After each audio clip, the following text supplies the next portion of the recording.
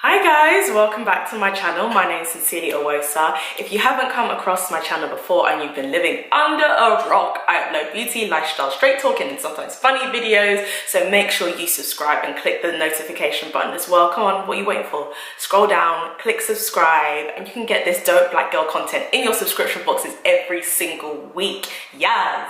So today we are going to be doing an assumptions video, which I never thought that this would happen, but here we are. Yeah, I didn't really think I would do one of these, but I'm gonna do one. I've been seeing some people do one and I feel like, oh, that looks like fun. So I'm gonna be answering some of your questions slash assumptions today. Some of them aren't even questions, they're just statements, which is weird. But yeah, so before we kind of like get into that, I'm gonna be talking about this hair because it's a get ready with me. This hair looks good, you know. In person, the color, it's not so much about the hair, but the color doesn't look, maybe this is how it looks and I've just been jaded. But yeah, I'm so happy about this color. This hair is from VRBest. This is Brazilian. It's Brazilian straight, and I got two bundles in 14 inches, and actually no, they sent me the wrong lengths, but I wanted 14, but I got 12, I believe I got 12 inches. Oh my gosh, how did this look so good with 12 inches? Okay, so I got 12 inches, two bundles, and then a 13x4 frontal. And I decided I wanted to do the kind of like, I don't know if you guys remember like circa 2012, 2011, when Sierra had that like ombre bob. Obviously hers was a lot brighter. This was supposed to be brighter, but my box dye went left, but this still looks really, really pretty. So I did the hair bleach highlight method that Tierra Monet has on her YouTube channel. It's called Blonde Hair for Brown Girls, and it's about bleaching your hair like blood bundles in a certain way. So I did that. I usually use like both bundles, but I ended up just using, I think, just 1.5 bundles with this, and then I've only got like a little bit like hanging at the back. But I didn't want it to be too thick, so that's why. But I'm just gonna comb the hair. I'm not gonna lie, this hair's really been through it with the bleaching process. Like, it's been through it. But yes, all the links to VRBest will be below. Alright, I'm just going to be adding some like very big curls, like not tight curls at all, and then I'm going to do that while somehow answering these assumptions. So as you can see, I'm going to put up on the screen, the first assumption is that what does it say, 100+ men per day in your DMs asking for your hand in marriage. Okay, so for some context, this is actually my friend being really silly. One of my guy friends called Femi.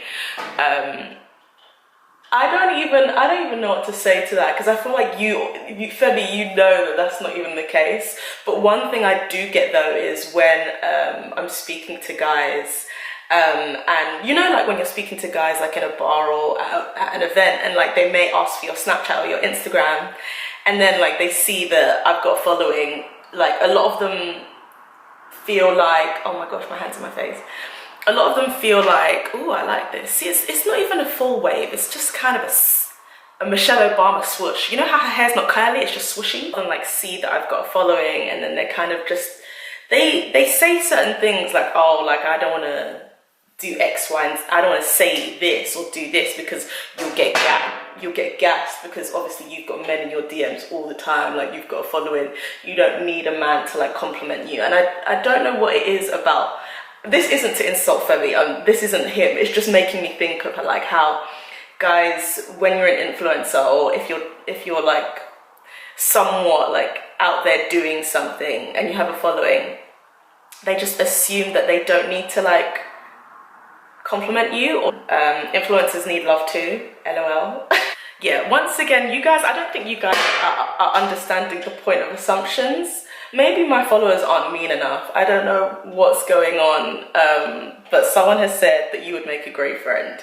I mean, I guess I have been a terrible friend at times. Obviously, not everything you will see will be on YouTube or social media, but I think it's taken me a long time to learn about friendships. Like, if you're a new viewer, you wouldn't know this, but for those of you who have watched me for a while, you know, well, I've spoken a lot about like my secondary school life and my primary school life and life in college and university. And I think for me, because I was always like bullied for being like ugly and being dark skinned and having natural hair and not fitting in terms of how I looked, because of that, I would just accept anyone to be my friend. Like, I wouldn't friendship date, which is what I do now and what a lot of other people should do. So I think that led to me just getting into really unhealthy friendships. I think I've learned a lot more about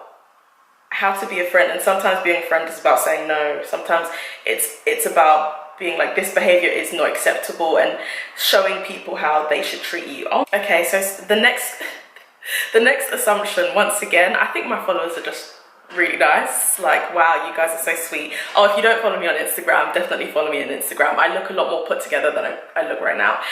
So someone said, you are magic. What? How nice is that? Someone says magical. Magic. Wow. You are magic, true inspiration. You have a heart for black people, black women, and humble. What do you even say to that? What do you even say to that? That's really, really sweet. Thank you. Wow. I'm just toshed. So the next one is, your parents didn't approve of your YouTube channel /SM. Social media at first. This is secretly to help me. LOL. I mean, I think when it comes to social media and Nigerian parents, as it is with so many cultural things, it's just a different world to them. It's a culture clash of kind of like the 21st century Eurocentric world of living. In fact, not even Eurocentric, because there are people in Nigeria and other African countries who embrace social media, but it is definitely something that millennials understand a lot more than, you know, the baby boomers and the first generation immigrants. I mean, yeah, my parents were just like, at first my dad was just like, what is this? Especially because I started it when I was at uni. I was like, what's all this? What's all this that you're doing? What's all this? Face your book. Face your book. The time that you're spending doing this, you could be reading your book.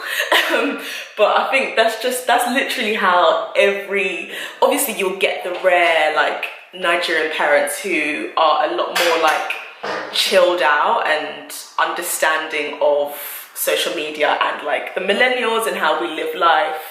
But the reason why like Nigerian parents can at first be quite hostile, but I think once they get used to things, once they like realize, okay, social media isn't evil, and I think also once they see it's a fun thing, it's not like this evil, wicked waste of time. I think when they see that it's able to help people as well, and that, you know, people are coming up to them and being like, oh, I saw your daughter, or like, my daughter watches your daughter, or, you know, I saw her on the news and things like that. I think that helps them understand what social media is and what it can do. But just make sure that you surround yourself with like good friends who understand and can help and support you and just help with that emotional labor. So the next one is that you're only attracted to white men, I guess, especially because you criticize black men. Ugh.